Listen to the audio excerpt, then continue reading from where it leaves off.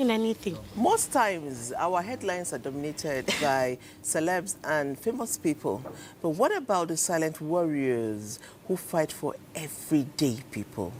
They may not make the headlines, but they are there behind the scenes working assiduously on a daily basis. Yesterday, we talked about the current Director General of the World Trade Organization, Dr. Mrs. Okonjo-Iweala, the first female pilot, the first female presidential aspirant, and lots more. They are on the front burner. They are there in our faces daily. They inspire, they motivate. What about those who we did not see daily?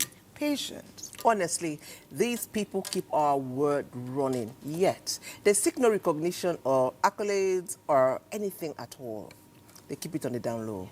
Really on the down low, slowly, steadily, assiduously. They are mothers, they are sisters, they are our daughters. What do we call them? You may call them ordinary people. We call them unsung heroes.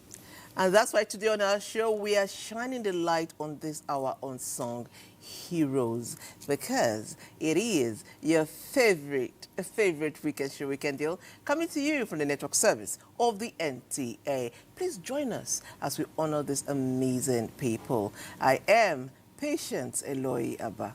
My name is Thelma Obaze, always an honor and a privilege to have your company on Weekend Deal.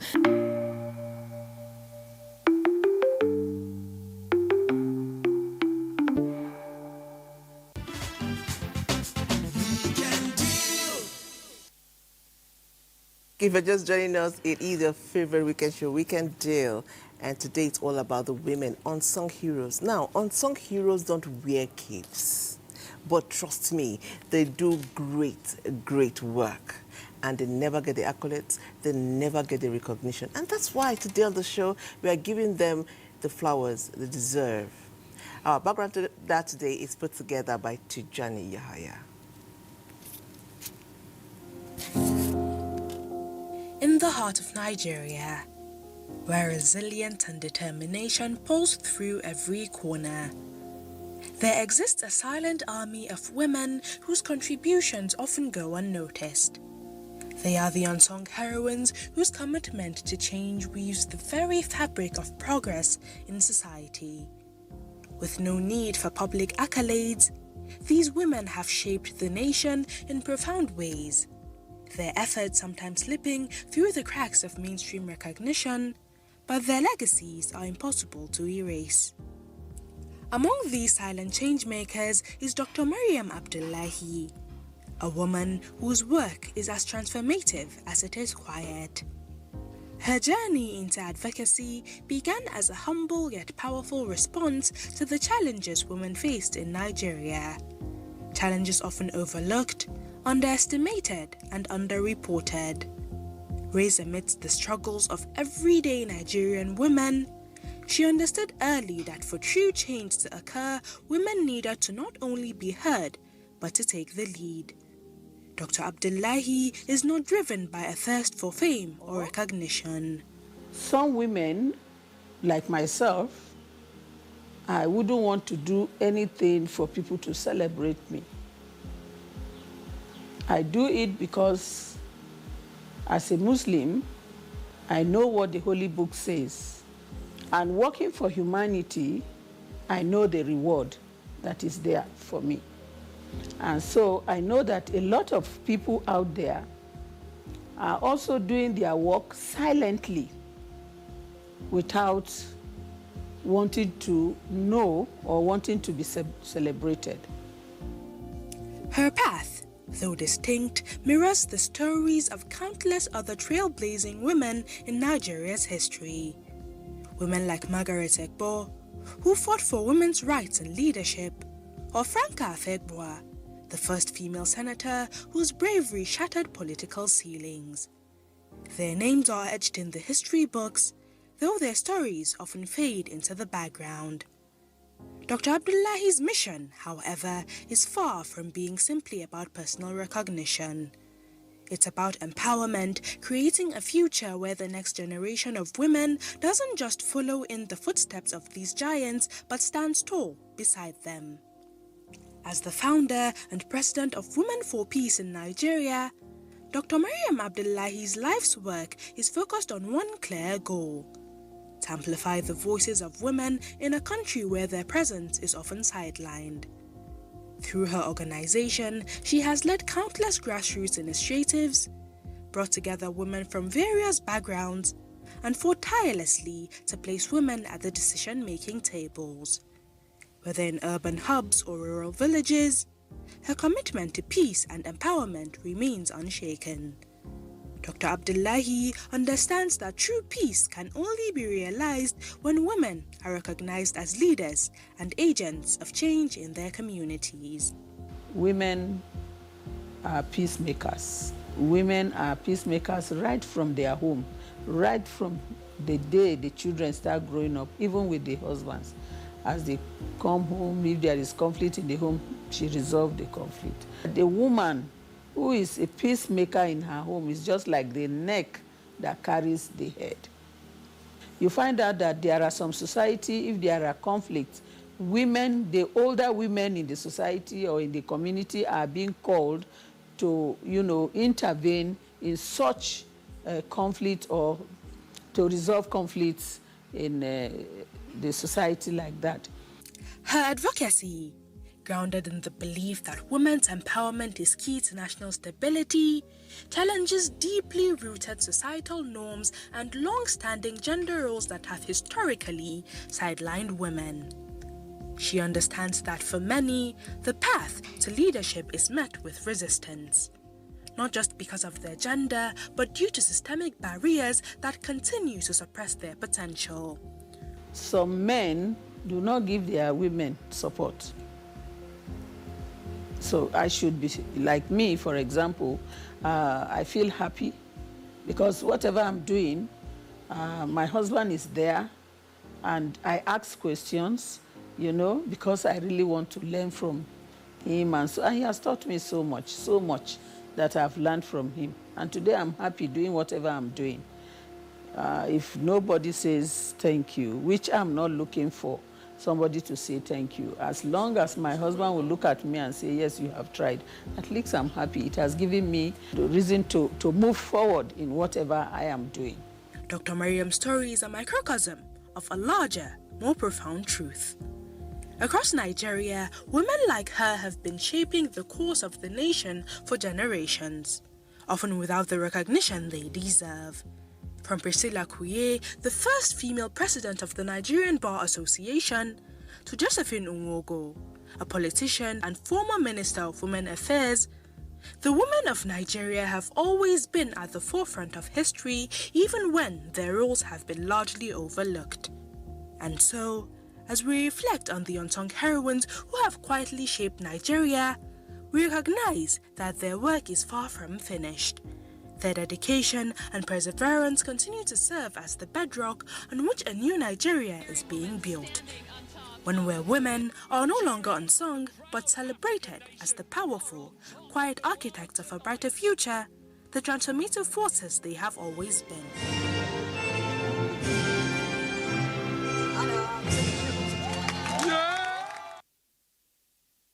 Even when they are not mentioned, we can do with celebrate them and highlight the steps they have taken over time to inspire women in Nigeria, women on the continent, and women in the world. Just African Nigerian women were always on the front burner. And imagine women celebrating women. It's all going to happen right here today. That's why you are a part of our show. Remember, without you, there's no us. Let's go to NTA Abuja. They have been working as well to celebrate those unsung heroes, and they will do it in their own unique way. The unsung heroes, from which category really are you focused on? Let's see together. So, this is our Esther John Tado, a woman whose heartbeat is for those often left behind by the society, like the marginalized and disadvantaged in our communities. What inspired me to come into humanitarian service is seeing women suffering, doing nothing.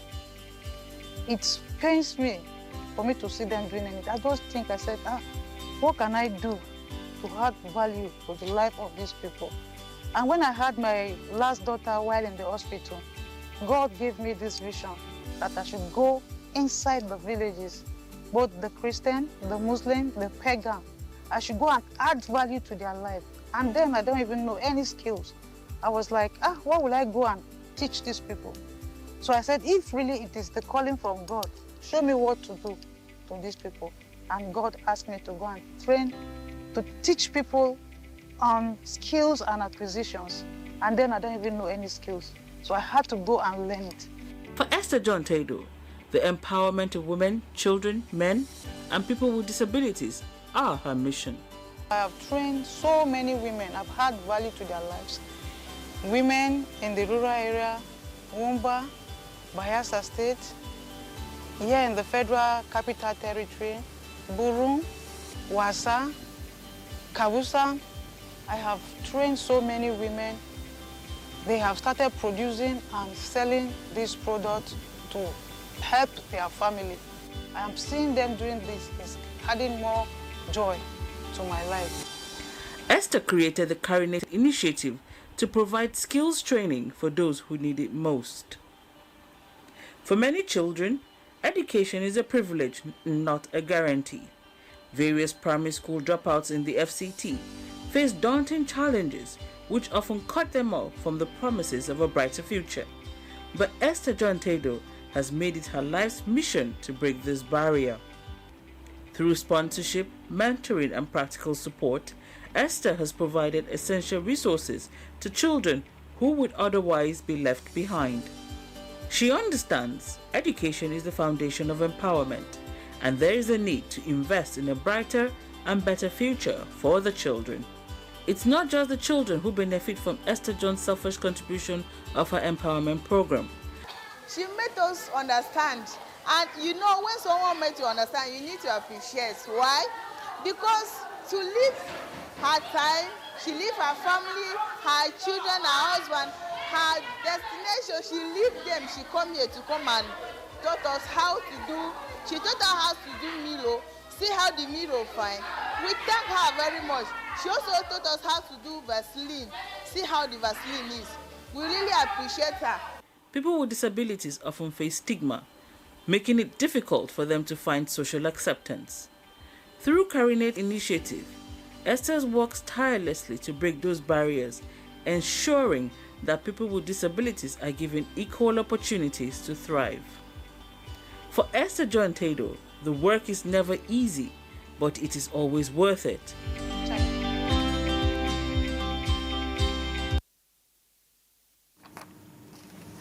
Okay, our conversation is about to begin, and our guests are in the studio. Amazing women. Let me start by introducing our first guest. She said I must put farmer in her name. It's her title, and she's so proud. She owns it proudly with her full chest. So let's meet Farmer Omolara Svensson.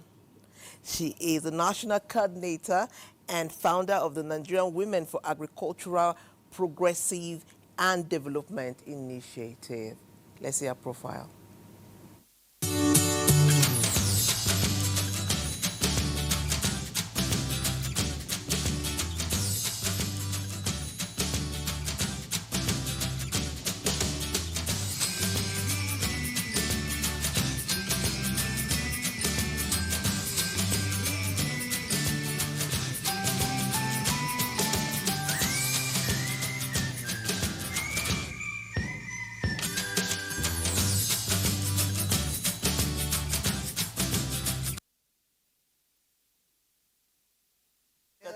Thank you. You know, when a lady tells you that she's a farmer, like Patience said, she owns it with her full chest. You now wonder, what am I doing with my hands? Even gardening, you delay. Now people are going to the farm, becoming captains of industry. You are still delayed. Anyway, good thing we have this singular opportunity to celebrate people of our ilk today on Weekend Deal. We also have another Amazon. And she's here sitting so quietly, like they say, demure. Well, let's welcome and highlight through her profile, Mrs. Mary Madu Herman, President, Million Children for Growth and Empowerment Initiative. They've been working assiduously nationwide, quietly, for 4 years or more in Nigeria. Her profile is next.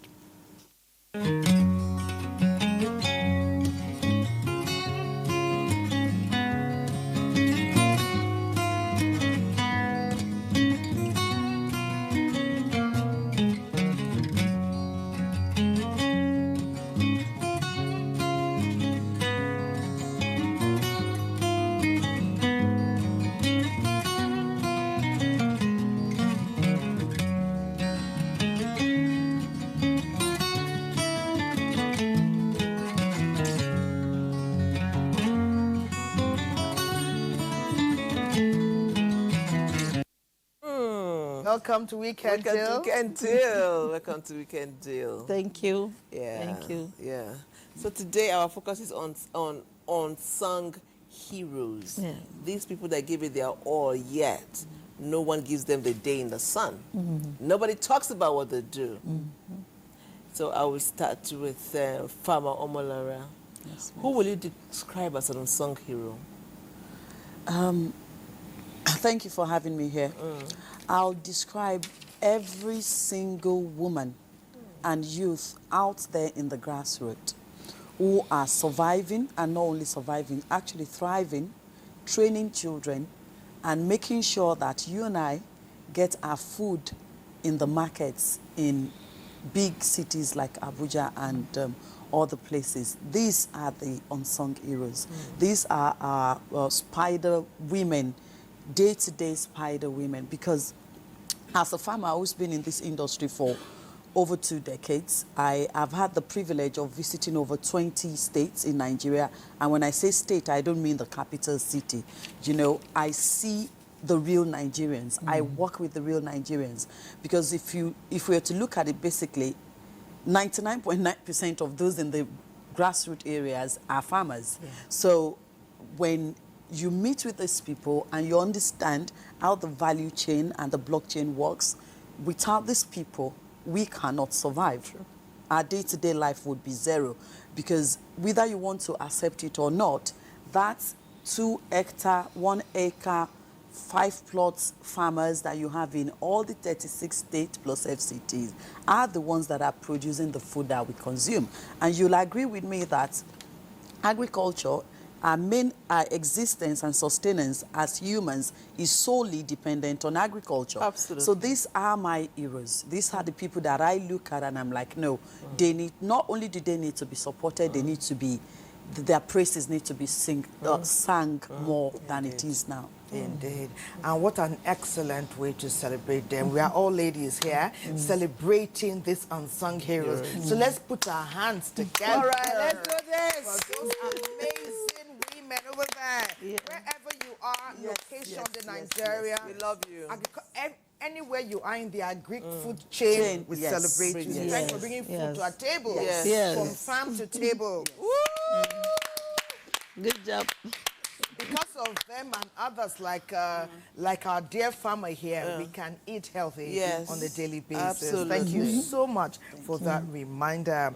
Mrs. May Ray, it's great to have you with us on Weekend Deal. Thank you. You are good. After our dear farmer here, Farmer Molara, has ensured that women are kept busy, they are thriving, they are able to stand with some dignity by ensuring that their hands are kept busy. You now go to their children. You find where they are everywhere nationwide and see what they need. What's it been like? What do you find? Tell us about Kano, for instance. When you stepped into Kano, what attracted you to a certain group of children that you touched their life? The first people that you touched, tell us. And what was their reaction? When we got to Kano, we went to a primary school that was more than one primary school at a spot. So you discover that even the way they share the toilets, even the classrooms, and then come to writing materials. You see, some are just there in the classroom, no writing materials. So we started with some writing materials, And then they were so excited. By the time we got there, the community leaders were gathered to meet us. And we were, wow, we didn't estimate that it's going to be this big. And it was then we discovered their needs. And we thought we would have planned better before coming, now knowing what is on ground.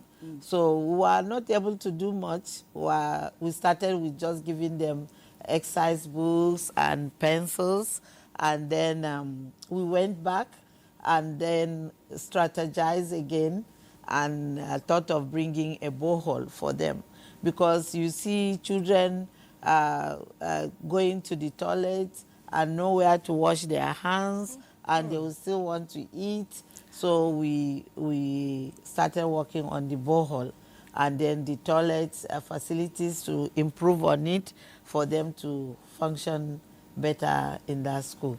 So we have moved to other schools, and then we have given the same exercise books. We've moved to some, even not only Kano. We've been to even Abuja.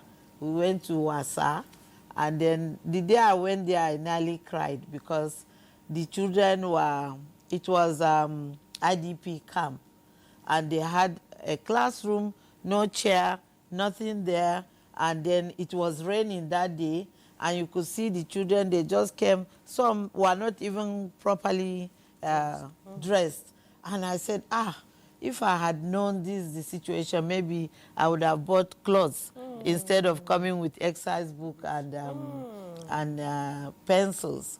And I spoke to the principal, and he said, this is their situation. I said, okay, we are going back to meet again and then come with better things for them. So we've gone to few schools in Adama, Bauchi, and then far Borno angle also. And you know, you brought up, you said I'm attending to the children. I'm actually president of women in shipping before now. You know, I was president of women in shipping, and I'm now president of Bura Women Development Association. And that's where you touch the lives of the women, because they are there, no skills, and we were able to open skill acquisition center for them to learn sewing and bag making and knitting, so, and catering. So the place is very big now. We got some help from individuals, and even the governor of Borno State saw what we were doing, and they helped out. And it's becoming a big institute. We have computer center also there, where we help the young ones to come on board and learn. Sounds very interesting. Yes. You know that we have, like, you telling us the story intermittently. Yes. Because I know that there's no doubt, if you're looking to their children, Yes. I know you must have taught the lives of the mothers at Yes, different yes, times. yes, So we'll yes. continue to share the narrative so Yes. that Nigerians can see and know where they can latch on every day on this our tab. All right. We hear Thank you. stories of many unsung heroes. Honestly. Men who celebrate their wives, who do ordinary things in ingenious ways. Yes. We also have women who need your help. So we ask them to reach out today so that before the end of this week, perhaps, from either of you and women who know you of your ilk, you will also touch the lives of our viewers who amidst their challenges take time to watch and keep abreast with what women like you are doing in our country. Patience. Absolutely, absolutely. And then when you talk about from food, from farm to table, Right. the the women farmers epitomize it completely, because they are part of the value chain. They Most are of the them value process. They're the value chain, my sister. From some of them processing, from some of them farm, they process, they harvest, they process, they cook it and put it on the table. Yeah. So what are we talking about? So tell me, what attracted you to farming? I mean, look at you, all pretty and dolled up. We saw some of your pictures and we're like, so why farming? Of all the things you would have done, did you study agriculture in school? No, I was a journalist, and then I traveled abroad. From the name you can tell my late husband was Swedish, and that was where my journey into agriculture started. I got into Avekwe, a town in Sweden, and I asked for chili. And she gave me green pepper and red pepper, what have you. And that was where the journey started. Now, of course, I got my first cultural shock because I never knew until then that Nigerians are abroad seeking asylum. So my own Nigeria, I couldn't see why anyone would leave Nigeria to seek. Anyways, I got exposed to that part of our life as Nigerians and, or shall I say, Africans, Ghanaians, Gambians, what have you. Yeah. So I saw a business opportunity in that. And I decided to open the first Nigerian restaurant in Scandinavia. And then the food production companies were coming to me to request for basic things like dry bitter leaf, like soya, like maize, and they wanted it in tons. So I'm like, okay, what's going on here? That was when I then looked into the agricultural sector in Nigeria, and I'm like, how come people that were studying agriculture were looked down upon those days in school? So then I took some courses, and that was where it all started. Wow. So agriculture found me, to answer your question. And with how far that I have come in the sector, about a year and a half ago, sorry, almost about 2 years now, I have been a part of the All Farmers Association of Nigeria for God knows how long, but I was never interested in the association. You know, as we used to say, oh, politics is not for me. Oh, association, I don't have the time. And then we sit in our house and then we complain about lawmakers.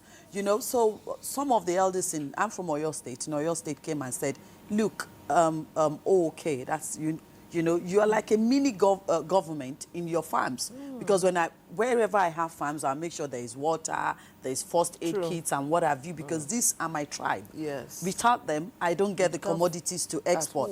So when you see me on the farm, a lot of people walk past me. They don't know that is me. Because when I'm on the farm, these are my people. And with my people, there shouldn't be any discrimination. So I come down to their level. So I was convinced to pay more attention to our farmers association.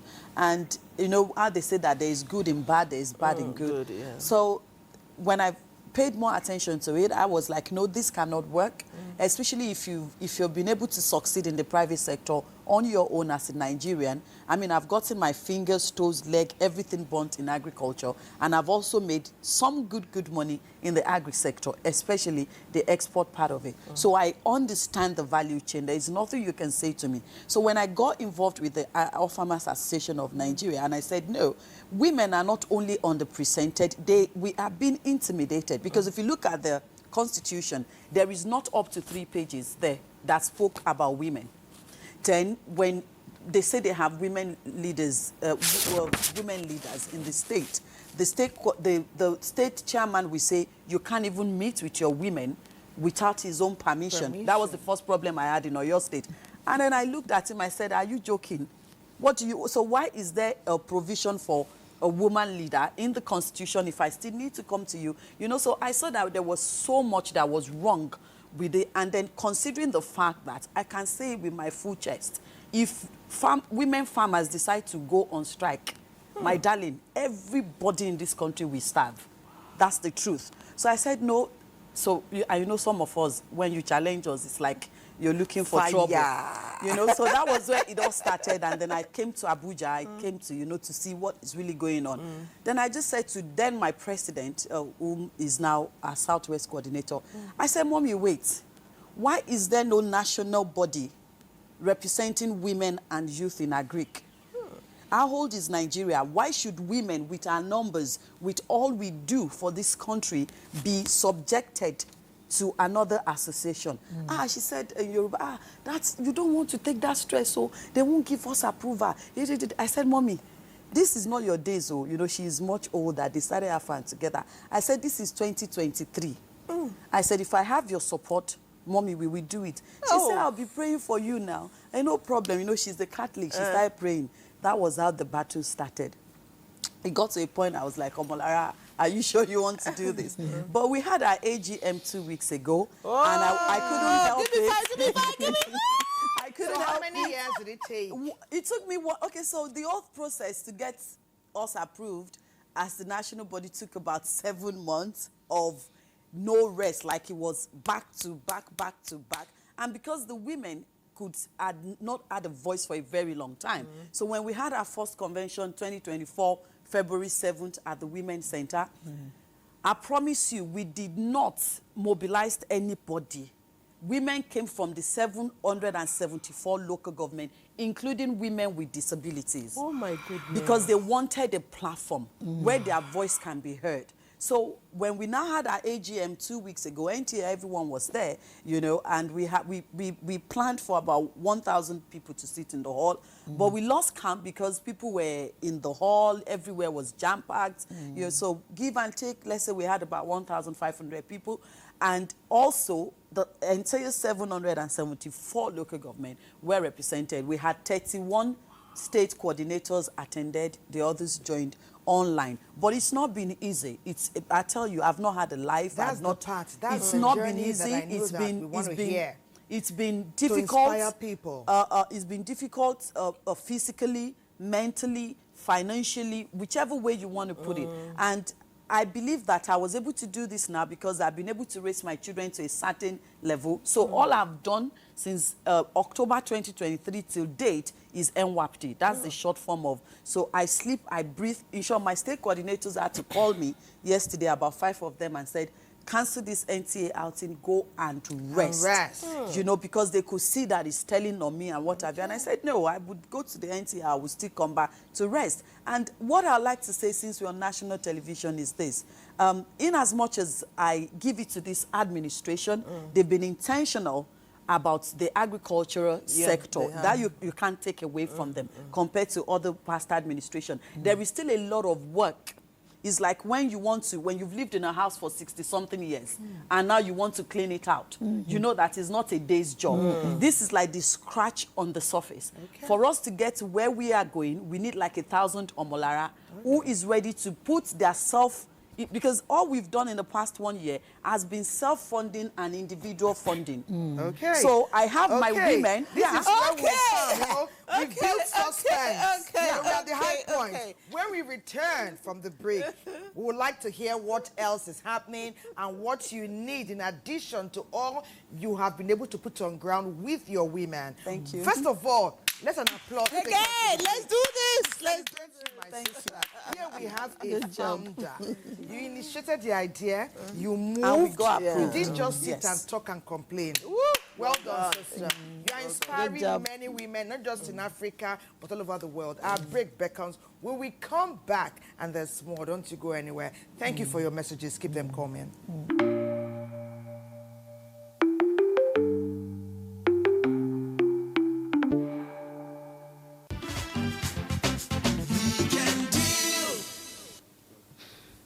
The unsung heroes. The unsung heroes. There is always someone at the corner, fighting all battles but unknown to many. These women call the shots from behind the scenes because success must be attained. They throw lights from the background so that others can shine. We hear their voices, but we do not know their names. They labor, but they do not expect a favor from their neighbor because they are women of valor. To these women, pain is pleasure. They put their lives on the line to bet other creatures. Yet we do not know their names. Historians do not know of their impact, and their names are not imprinted on memorial walls. Today, I want to give them some credit. Because the wind will threaten the trees and the storm, the walls, but these women will pick the pieces together and breathe life into them. But we do not give them the necessary attention. Wherever you are, the unsung heroes, today I say thank you because we see your impact. Woo, that brought tears to my eyes. Woo! Cha-cha, baby. Each one tell one. That was beautiful. Each one tell one. That was beautiful. That was beautiful. To every woman out there who is holding it down.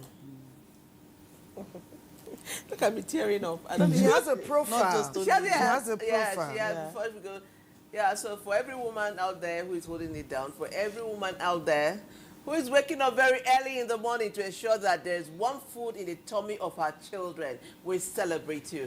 Chacha has said it all. We see her profile, and this conversation will continue.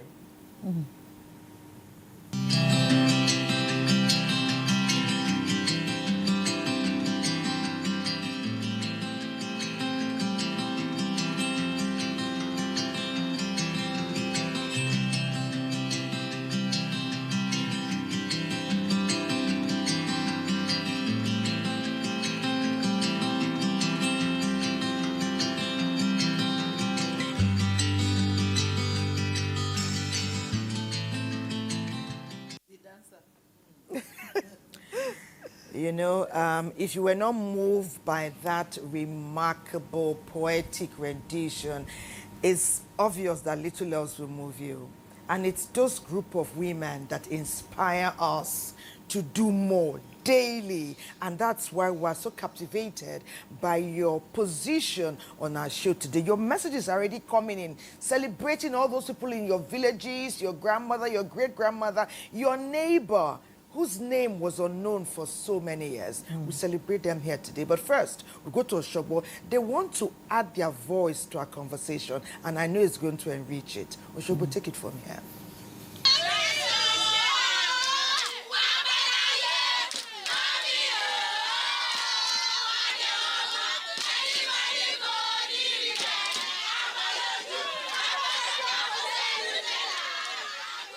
Olufunke Bukola, a retired principal in Osun State, was born 6 decades ago into the family of Oyefara in Oyan, Osun State. Olufunke's interest and enthusiasm for youth development and societal growth inspired her to join the then Oyo State Teaching Service and later transfer her service to the Osun State Teaching Service, where she rose through the ranks to becoming a principal. My first primary assignments, I started with NUD school in Osun. From there, I was transferred to St. James's Grammar School, Osogbo, in 1992. So I was there till 2000. Then later I had another transfer to Anglican Commercial Grammar School in the year 2000. So from there, I was transferred to Ebeda Community Grammar School in the year 2023 to 2024 before I transferred to NTA Community High School in 2024 before the retirement. She attributed her success to dedication and commitment to assignment without fear or favor, as she served not only in the academic community but the outside world. Our topic for this afternoon is family, ties of family.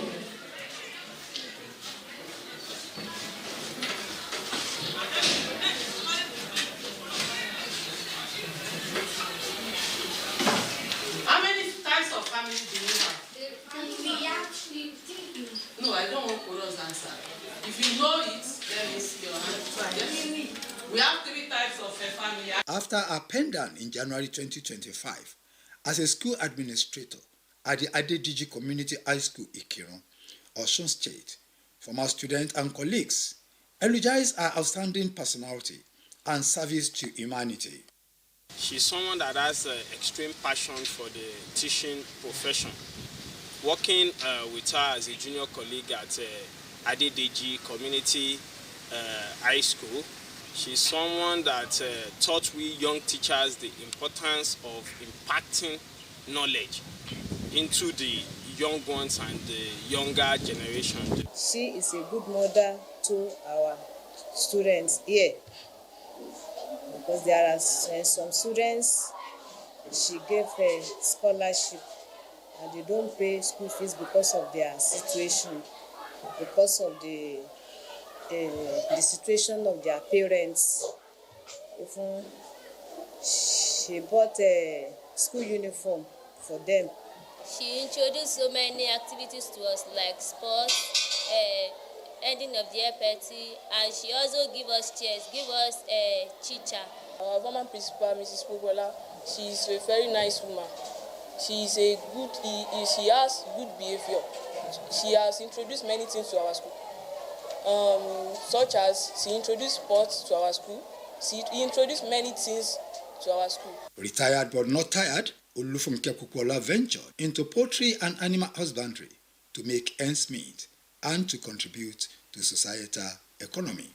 Their incredible story and the notable accomplishment of the Osun State-born educationist, though unsung, will continue to linger in the memories of those who had the privilege of crossing our path. Okay, so today we're celebrating that woman, like I said earlier, who gets up in the morning to ensure that children get to school with warm food. We're celebrating that woman who is holding it up even when things are not okay at home and allows Oga to take all the glory. We're celebrating that woman to ensure that your education, your school fees was paid as at when due. We're celebrating our unsung heroes. And the women in the studio today know these women. They have lived their life and they're inspiring us to do the same. Yes, amazing Amazons. Once again, I say welcome to the Weekend Deal Studios. So, I just painted a scenario of these women who are silent but making heroes out of others. That's who they are. They make heroes out of others. What is your take on that, from Omolora?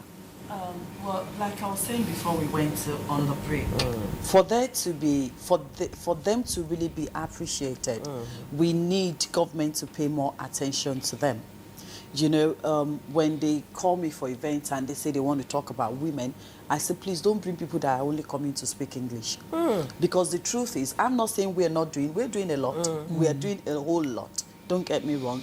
But these women out there, even like I was saying earlier, we have tried to get to where we are. You know, we need 100,000, you bring 10. You know how women can always come together and do stuff. But for there to be significant help and change, the government has to be intentional about reaching out to these everyday heroes, like you call them. Because what they need is not much.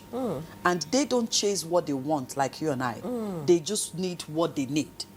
You know, what you need is different from what you want. Yeah. What these women do, most of us in big cities like this, what we're chasing now is what we want, not what we need. But these women lack basic need to survive as a human being, as like what they call human rights. Yes. And if we want to be sincere, your basic need to survive as a person should be accessible or provided by the government. I'll give you an example. Years ago, my daughter, her first time in Nigeria, and we're in traffic in Lagos. So she saw people begging for money. She then told me, she said, Mommy, in Swedish, tell them to go to Shoshiolin. So that means tell them to go to the government office where they attend to children, where they give you house, they give you food, like the welfare. Thank you. You know, so the government needs to be intentional about this women, because as Mommy was saying earlier, if they didn't have to worry about school, yes, and they didn't have to be worried about basic health care, the struggle reduces with more than 60%. That's the truth. Because when I speak with my women, and from my experience, even for us in the agri sector, like now we stop giving money. Because when they come and they say, I want to plant cassava, for example, and it's 500,000 for 1 acre or something, you know, and we give them this 500. And then you go back to check on them 8 weeks after, and they're crying, oh, my president, I've disappointed you. I'm sorry. What actually happened to the money? She'll say, when I got home, we need to pay for 10,000 for jam form. My husband said to borrow him, I borrowed him. My son needed to do this, I borrowed. By the time it was time to apply fertilizer, she's cultivated cassava. Fertilizer takes 3 to 4 weeks. So she'll say, let me quickly borrow my husband. My husband has promised to bring the money before the 4 weeks comes. Now, 8 weeks, husband has not brought money. The time for fertilizer application has come and gone. That production is already dead on arrival. But in a situation whereby the government is intentional, like Mommy has been intentional, and there's a name for all this health center, you know, that you have in local government areas. Primary health care centers are functional to a certain degree. By the time our schools have roof and basic exercise books that they need, these sort of things will not happen. And the grassroots farmers can then focus on their farm and then produce food for you, so that you don't have to pay a tuber of yam for 4,000 naira in Utako market. Yes. So it's a complete value chain, and that's why I keep saying it, that whichever way you look at it, our existence and sustenance is solely dependent on agriculture. Yes. Your fabrics you're wearing today is agric. The makeup on you is agric. Without food in your tummy, you cannot function as a human being. So in as much as we are doing our bit to sing these women's praises, we still need government to be intentional to say, look, the next 2 years we want to change the lives of women.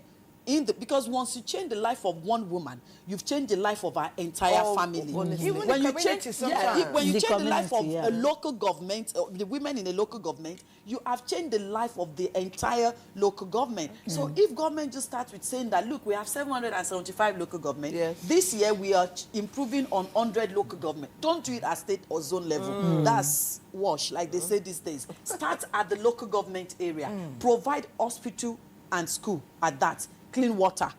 And then you see that you can then come and say, oh, government is appreciating these women. We need government to appreciate us. They see what we do. This country is peaceful and going round because the women are what? They are holding it together. Look at the conversation we were having before while we went on the break. These women do whatever it takes, the farmers now, to make sure that insurgents is being brought down in their area, to make sure that their children are protected, even sometimes giving their body to these infiltrators to say, okay, don't touch my farmers, my kids are going on the farm, have me instead. Goodness. That is what you call Lord a have hero. mercy. Lord have mercy. I mean, I can go on and on. Some of these women are even women with physical disability. So the government needs to start. The way they can appreciate these heroes is by making their life better. Okay, Wow. thank you so much, Farmer Molara. In fact, you know, when we talk about, when we remember female farmers henceforth, we know it goes beyond modern day equipment or harvesting or cultivating. We know that there's depth in that word. Thank you so much for all you have shared with us today. And because of what you've shared, and Mommy as well, people are responding. We want to thank you, Nigerians. We want to thank you for being a part of the show. Somebody is saying here, good morning. We love your program. Unsung Heroes. Wow. Totally motivational and inspirational. Said, I've always been an advocate for women inclusion in all affairs government. Do you know how we can make a bigger mark on not just women agriculture, but women nationwide? Is where more women aspire to hold positions, not just to be elected. I mean, not just to be appointed, but to be elected. Thank you, Adamu Shalangwa from Damaturu. I will let Mommy respond to a few of what they are saying, and then our farmer as well. Say, good morning all. We are enjoying your program. I have an observation to shape the future of our younger ones. We must be intentional about how our children dress. Women must learn how to cover their bodies. That is the first symbol of a good woman. Okay, thank you, Alhaji Adewale. That is your own input today to all we are saying. Someone say, I need empowerment. And I'm seeing powerful women in your studio. So were they to permit us, we will share your contact with them so that you too can be a powerful woman in your community. Okay, Samuel Danasa from Jos Plateau State says, I love Omolara's confidence. And she said, I heard her say late husband. Wow. What you can do for me is to give me her number. Also, let me have mommy's number as well. They say they want mommy's number as well. Yes, this is beyond the yes. They want mommy's number as well so that they can take the message further beyond the program today. Shehu from Mediguri says, good morning, Weekend Deal. What men can do, we are seeing today. In fact, we have known for a long time that women are doing it better. We say kudos to all the female farmers in Nigeria. And my wife is one. Today, I celebrate her. That's good. Okay. We want to thank, someone says, Weekend Deal, all your topics touch us to the bone, just like today. And it is true that government must go from talk to intentionality. What has happened to all the funding that government has provided over time? You didn't tell us your name, but let me start with you, Mommy. Even though you are not Farmer Molara, but you are a powerful woman who has become a role model for many Nigerians. Because when you touch our children, you know, all the children are for us. When you touch our children, education-wise, food-wise, clothes-wise, when you empathize with them, you are touching us to the bone and to the soul. So, from what I've shared with you, espouse a little. Yeah, we are intentional about all we are doing and selective. We don't just go out and say we are giving things out or supporting these people. Just as I told you earlier, I was a former president of Women in Shipping in the maritime industry, and we were intentional about touching the lives of women in the riverine areas. You now see that we used to get fundings from government and individuals and buy fishing boats for these women. But when you go to present these fishing boats, you discover that the men, the baales, all the chiefs, community leaders will say you can't give them directly. You have to give it through the men. And then we said, no, it's for the women, you know. I'm from the north, and then I'm presenting something in riverine areas. I feel, no, women have rights. You cannot just take over their distance. They said they own the women and the fishing vessel. So what are you talking about? That the men will have to go to them with them fishing on the sea. And then when they come back, they tell them how to sell the fish and how to share it among them. So you see that we need liberation. The women need to be supported. The women need to be, you know, educated in a way that they should know their rights. Because some of them would willingly give it out. You say, why are you surrendering? They say, Mommy, we want our peace, so you have to give it to the baale, you have to give it to, you know, to the community leaders. So those are some of the areas we've been advocating on, that the women should be given their rights. These men did not find anything for them, and you have gone out, just as Omolara was saying, you lower your voice to the big shots or to the government officials. Can you sponsor this guy? We want to buy fishing boat for this community and what that. Go and come back, come back, you know. You keep writing, you go there, your paper is missing and all that. At the end of the day, you get the sponsorship. You buy this vessel, you know, just as we earlier discussed. It's not about me. I'm not benefiting anything. In fact, I'll pay for my transportation to go to those areas to make sure they get this thing. And then my money will be part of it. And then somebody seated there with his big babariga will tell me that he's in charge. But you have been benefiting as men. You know, it's a man's world, the way we say it. But nobody listens to the woman. Anything is what trickles down from the man. So I want women all over to come out, and then let's have a voice. What is supposed to go for the woman, let it go to the woman. What is supposed to be for the man, because it's the woman that owns the house. Whatever she has, she brings it back to the table. She doesn't have a second husband, you know, but the man has a second wife. He has his, you know, and whatever. She just wants for her children and herself and the man himself. So why can't we allow them to have possession of whatever they have earned?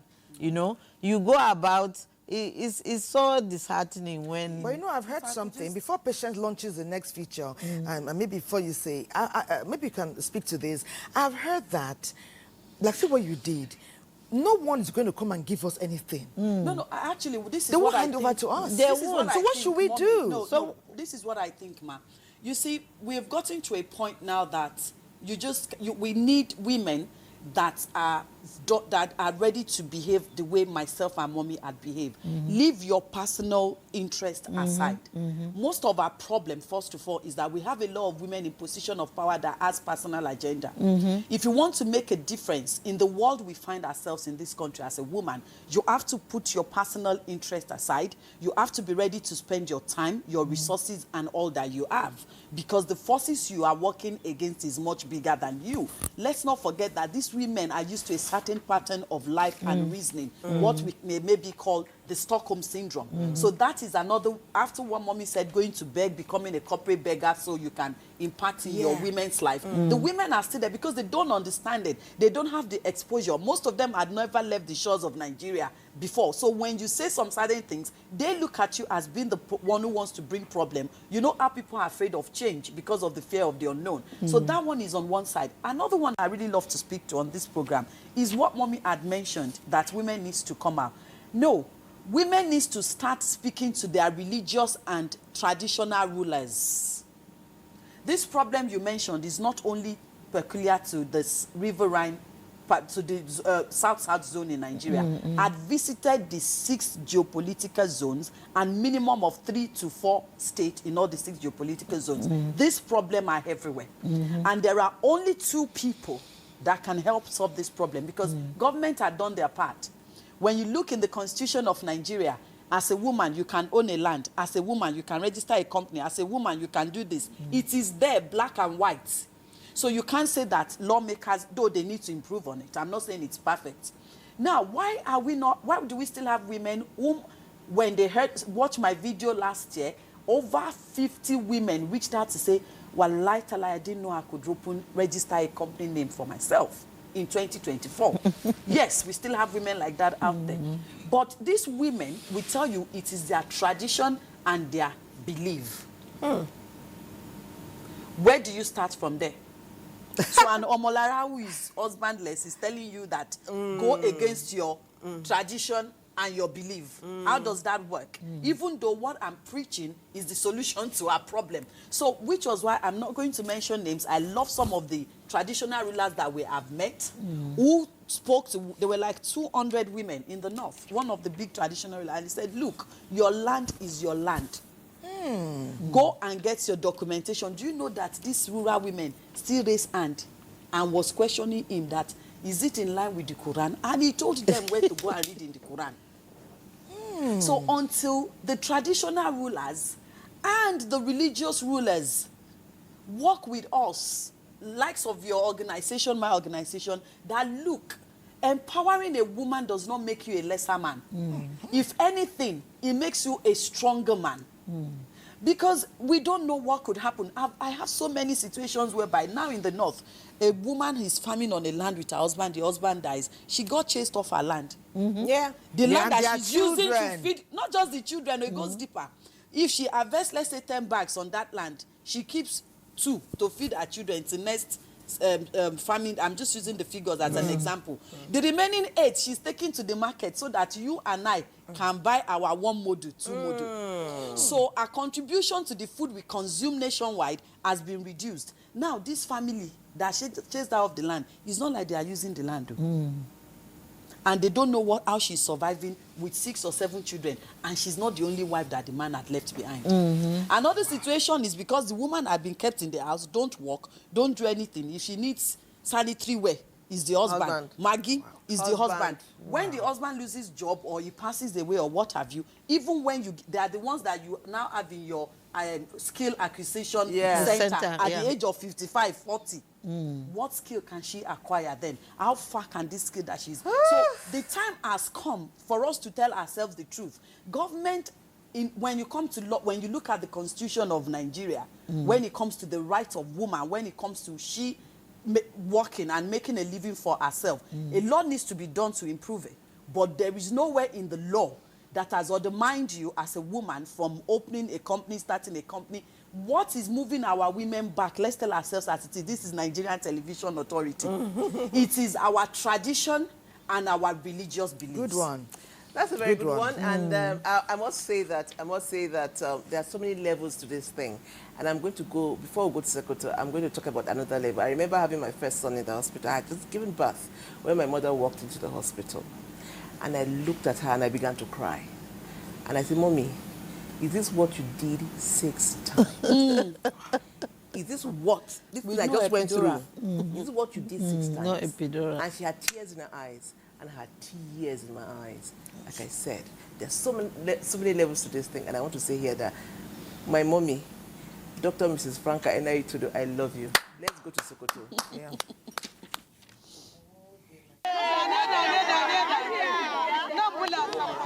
I've been into this business for over 2 years now. We are into helping the vulnerables, youth and orphans. And we used to even send school students back to school. If you saw some students that are out of the school, maybe because of school uniform or lack of something that is very important in the school, we used to take the responsibilities and take them back to school. Because I can see that to help people is what is very good in life. If I came to know that some people or some families are having problems like that, I used to intervene by calling them. I would sat them down. I used to give them money for small business. Like there are some people that I gave to 200,000 to start a gonjo business. And some I even gave them money to start this albasa, onions. I used to give them to 200,000 or 150. Anything that came my hand, I used to give them so that the problem would be solved. There are some people that I met a lady that wanted to get married. She has the problem 3 times with her fiancés. They've all gone because the parents are not ready to settle her. So I used my money. I collected some from our patrons and we contributed some with my members. We get them married and the problem will be solved. You know, there are some people that used to come to me and say, Hajia, can you do this? I say yes. Because when I wanted to do it, I told my God first, because I pray over it and say, God, I want to do this. Please help me. So if that's the challenge, I'm ready to face it because I can do it. And I know I will do it and I'm doing it right now.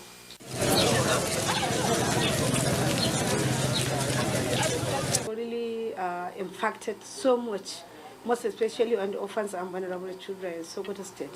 In 2011, we had the opportunity of securing a fund to support 760 OBC in Sabon Birni local government, one of the most security compromised areas in Sokoto State presently, where we provided the orphans and vulnerable children with what we call educational support packages, which include educational material and welfare packages for them to be able to comfortably attend school and have access to basic quality education. That gives us the opportunity to bring about integrating numeracy and literacy in non-formal learning centers, such as elementary schools. We design a program especially for them to have skills at the end of the day after graduating with their certificate. And after the training, we provided them with start-up packages. Maybe those that are trained on tailoring, we provided them with tailoring machine and some stipends to start their trades. For family activities, we intervene because there are a lot of problems that are coming on. In the case of empowerment, sometimes we empower a caregiver, train her, maybe a female, we train her, we provide her with vocational skill packages, and the husband would just come and say they must sell it because they need money, most especially now during economic crisis. And in that case, if care is not taken, divorce may come in. So immediately we intervene. We are able to employ 144 indigenous of Sokoto State. Some of them graduated, some even have masters without securing any job. We are complementing the effort of the government. So whatever we'll do to contribute our own quota to make things easily for the government and the people of Sokoto State, we do it. These unsung heroes are in locations some of us have never visited, may never visit. They've experienced things that even some of our ancestors never experienced. And they are experiencing them and owning them in modern day. While some of us sit in the city, enjoy air condition, complaining about our water is not cold. Some women are breaking their backs to get water trekking long distances for their families. And it's those unsung heroes that we're learning a bit more about today and we're celebrating. Earlier on, Farmer Molara said that government should be intentional, and our mommy here talked about bottlenecks, not even at government parastatals, in our communities. Each one, when you know better, do better. It's in our best interest. Today's most of us are doing things we think is far from us. It will come round. It will come round. And these days, karma does not miss address. So please do good, though, so that when it comes round, it's good and nice things you enjoy. And when we sow into our country, we're sowing for everyone, and even for ourselves. We have messages. Celebrating our guests, celebrating women, celebrating Nigeria. Someone says, thank you, Weekend Deal. Thank you for celebrating all our mothers, even those who have departed. Sunday Ajibade from Osun State. Thank you so much. Someone says, Weekend Deal. I like when you talk about women. I'm a man, oh. I'm a he for she. You didn't tell us your name. You say thank you so much. Thank you. Someone said that I've always loved to celebrate women and empower them. I would like to work with the two women in your studio. When you reach us, tell us your name so you can fully own your message and we can know that it's a real-life person who is reaching out to us. I'll just take two more. I'll take two more. I know that our poet is in the house and she's preparing something special for Nigeria. Someone says, my name is Duru Chinelu from Imo State. I love your program and I love when women support women. Yes. Okay, great one. Someone says here, Mr. Mena from Jos, Unsung Heroes. Wow. Is that what your program talks about? He said, if you talk about this topic for the rest of the month and even years to come, you cannot exhaust it. He said, well done. Absolutely. He said, it is true that in some traditions, women don't own land. What happens in such instances? I will just take one more. There are so many. Let me take one more. Faith Kadon from Jos says, a farmer so beautiful. Now, wow. It's a Weekend Deal. Thank you for your beautiful guest. She's a farmer. It is good. Then I, too, want to be a farmer. In the meantime, I also need empowerment. So I would like you to reach out to me after your program. There are many, but I think we have touched on different sectors. I just picked from different areas. Thank you, Nigeria, for reaching out to us. Thank you. Someone said, if this is how female farmers look, I want to be a farmer. Can you imagine? Even we want to come and learn farming. You see, that is the misconception that they have made us to believe over the years.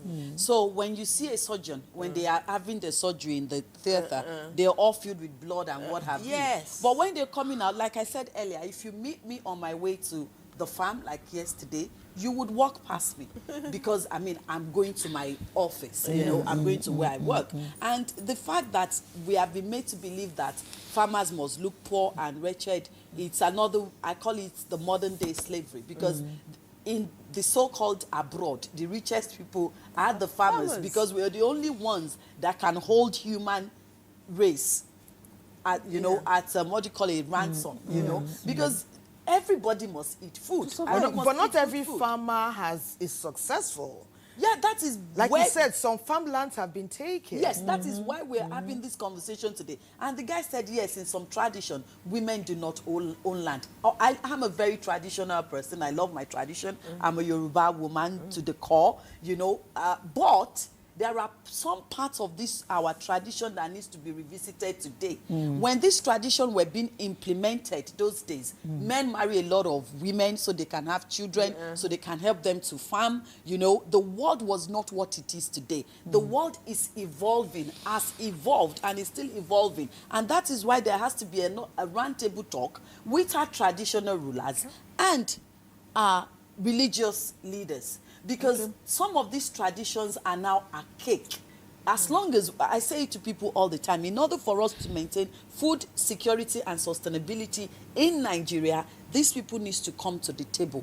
And these sort of laws need to be abolished. Why should a woman not have the right to own a land? If you are a pastor, an imam, a traditional ruler, what have you, you have been brought into this world through a woman. A woman holds the house together. If it's easy, men should try running their home for 2 to 3 months, so they understand it. So why should a woman that can hold her house together, train a lawyer, train a doctor, should not have the right to something basic as, for the love of God, Kilo Day is a land. Okay, let's hear let's hear Mommy Mary's input. What part of the country are you from, Mom? I'm from Borno State. Okay, what from obtains southern there? part of Borno. What obtains there?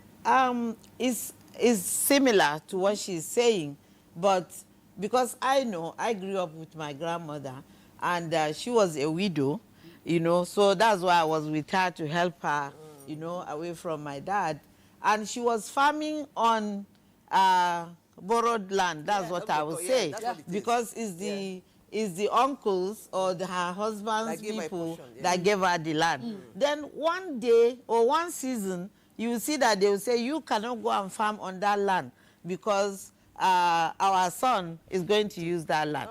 So we've lost that land. You know, I was small. I was just about 8 years when I started staying with her, but I experienced this. Then around 2004 or so, I wanted to buy a land. I mean, I had a land, and there was one by the side, and it belongs to one of my uncles. And I said, I want this land so that I will add it to my own because I want to do something there. And he said, why not? I should take it. Share is me. I can take that land. Then one of our uncles said, how can you give her the land? That she's married to the other clan. And then whatever she has will belong to her sons. Yes, he said that. And then this man is a ballet, you know, he's a ruler there. He said he has given it out, and so shall it be. But this guy was making noise, going around, and he came back to me. And I went, I said, what's the problem, Baba? It was given to me. Can't you give me a gift? He said, what did he say? He did not say anything. You know, if you confront them, So the thing is, we have every liberty to own land.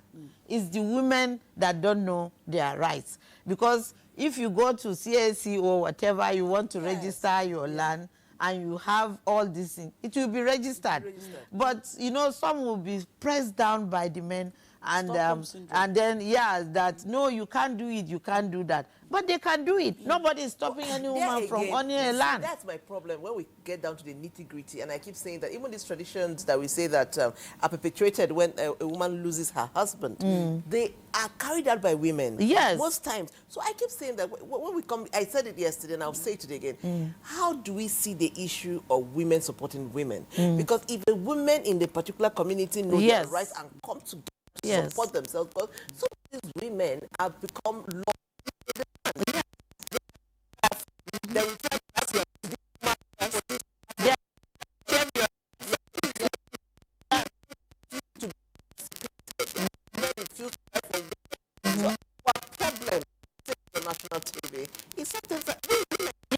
It boils down to sensitization and orientation. Yeah. Now, how do your orientation changes? It changes from leaders that you listen to and you look up to. So there was a state we went to and we wanted to do sensitization. I said it earlier. My job was made easier. I didn't wait till the next day. The next day I left. The moment they heard from their emir, what Mommy had just said. You have the right to do this, you have the right to do that, you have the right to do that. And that was it. And that was it. The same thing that Tomolara has been preaching for over 12 months. Yes. They'll say, oh, my president, they go, it's a lie. These women you're talking about, when you trace it down, it is a man that has put it in them. Because you are my wife, I don't want you to do this. Go out there and tell your women that as a woman, this is where they belong. So for the sensitization and the reorientation, the unlearning and relearning to work, you need those traditional rulers and your religious leaders to say, yes, they won't go to hellfire and they will make Aljanna, even though they are using their money to feed their children instead of giving it to their husband to go and marry third wife.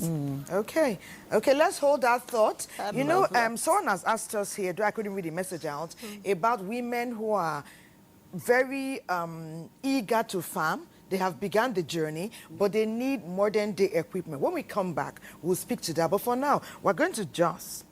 And we're going right there to the community where female heroes on a daily basis, a lot of them through their level of selflessness, are making impact such that it has reached us here in the Federal Capital Territory. NTA Jos, it's your turn.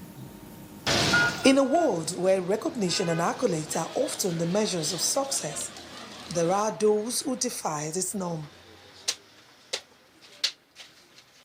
Their stories inspire courage, resilience, and the power of determination to bring about a positive change in the society.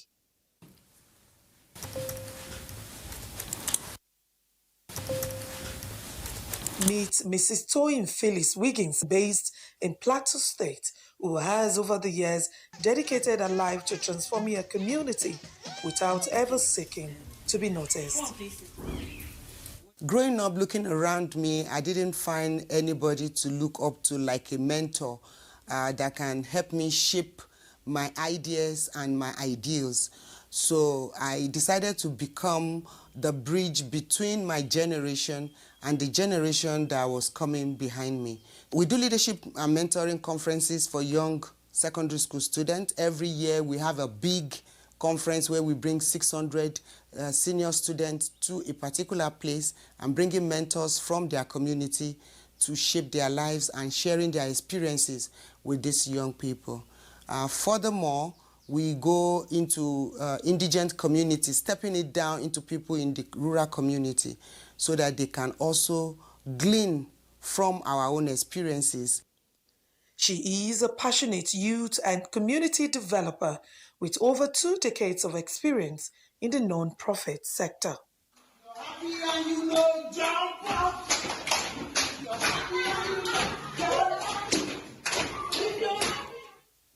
Due to a quest for more knowledge in her field, she has received extensive training in leadership, and this in turn inspired her to start the prestigious annual Change Makers Awards.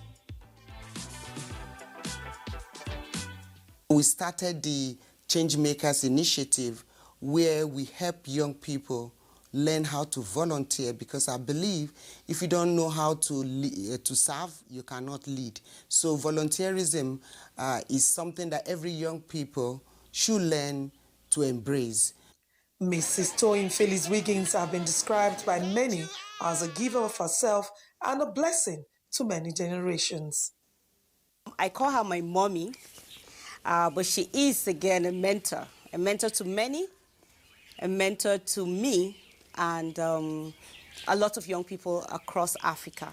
One of the greatest things I've learned with Mommy is that she's not only a mentor, she's a mother to me, because each time I feel stuck, she would reach out and then she will help me to keep pushing.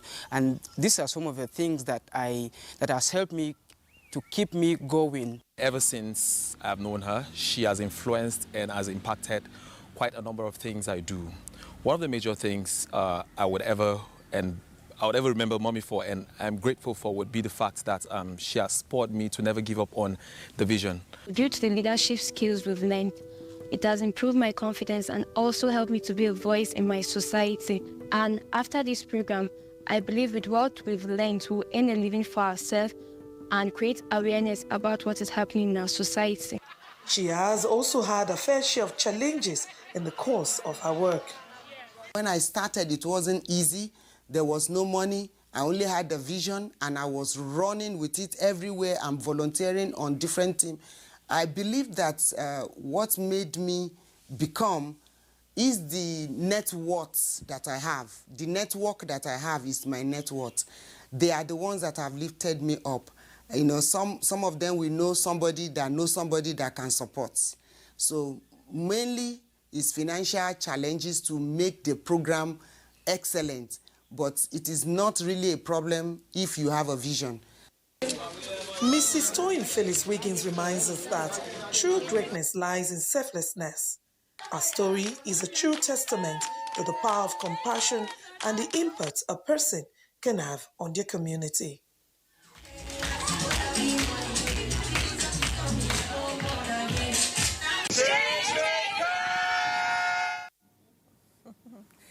interesting. You see how we say that the times are interesting, and by interesting, you know exactly what I mean. And that for us to survive, we need multiple sources, multiple channels of income. Now, someone has put together a book and encouraging us to do more than what we are doing now. It's called Beyond Business, a book by Prince Peter. Let's take a look at this book and then we'll talk a bit. Do all lawyers write? Perhaps not all. Do all lawyers wrap up a career in the public service, upskill their experience in multi-level marketing, and then write a book in 3 months? I'll leave you to answer that. Recently, I wrote a book, Beyond Business, Life Skills from a Misunderstood Industry. And the book came up because I'd been at this industry for about 8 years, and I realized that beyond the money and all of that, there was this thing that was happening to me. I was able to do a lot more than I could do before. My relationship with people was improving. You know, I was seeing a lot of things, but I suffered in the beginning.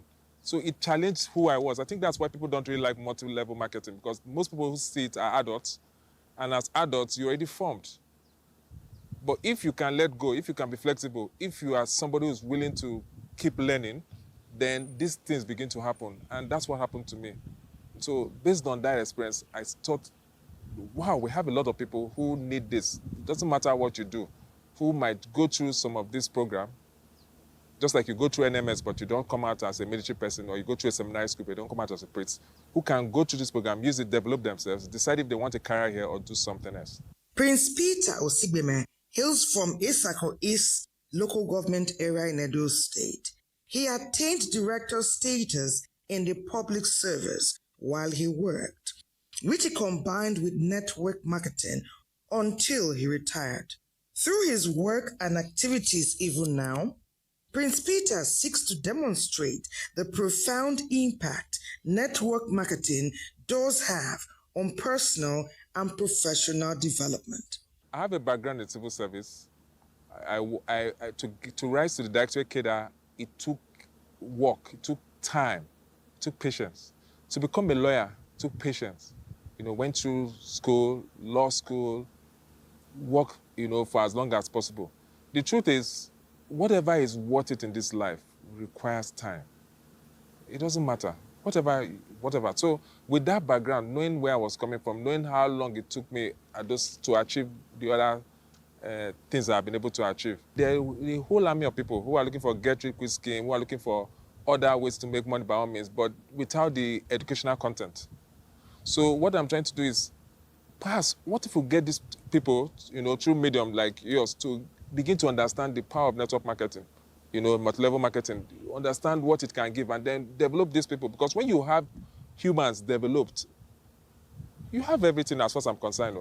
If people are better developed, people are growing at this skills and all of that, then there's so much they can do. And so that part is where it appeals to me, you know, to be able to contribute, give as much as possible, get as many people as possible, to not be hopeless, to know that there's something I can do. There's something that I can do to become the best version of myself. And once you are the best version of yourself, there's nothing that's not possible for you. As a testament to his passion for great impact and value-added existence geared towards personal growth and development, he birthed the book, Beyond Business, Life Skills from a Misunderstood Industry. From 2006, I started this particular journey. But what has touched me the most is the fact that while I was growing, I didn't think a day would come, I'll be writing a book, you know, to do this, that I'll be adding my name to the list of authors. The impact is already happening. You know, the fact that I also wrote to the Ministry of Education, I'm trying to get them to approve this book so that I can get it to the hands of secondary schools. They can get approved so that they can read and they can. And for me, that is impact. The impact is not personal. It's what you can do so that you live a life of significance. You know that you contributed your quota to the world, and that's what I'm trying to do. So for me, that's the impact that network marketing led me to this point. There's no other way I would have gotten to this point in my life, to be honest, if I was just running the normal career. And there's nothing wrong with running careers. Everyone can aspire to be the best version of themselves. Nobody should be satisfied with their position where they are, because there's always better and best. And that's how you can find fulfillment. Not necessarily in material terms, but of course, if you're the best version of yourself, you would have the rewards. So my message is, people can begin to look more favorably towards this industry. Why? Because it's more than just what it is. You know, getting people, selling products, that's not what it is.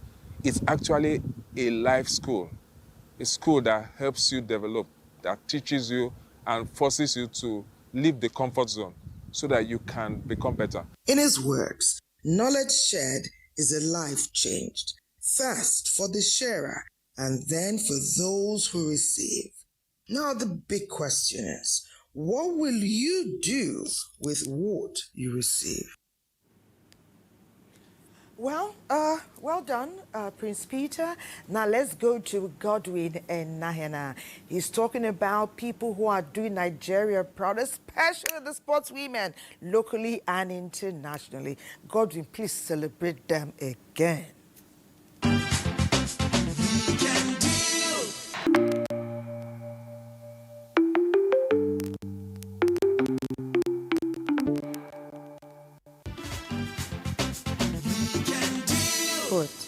Welcome back, and thank you so much, Godwin, for celebrating women in sports. It's amazing. I mean, women are nurturers, and anywhere we find ourselves, whether in the farm, like from Omalera, whether anywhere at all in sports, we just nurture, we grow, we succeed, and we bear fruits. That's why, I mean, a woman president is eminent. We have a female poet here who has given us words that actually made some of us want to cry.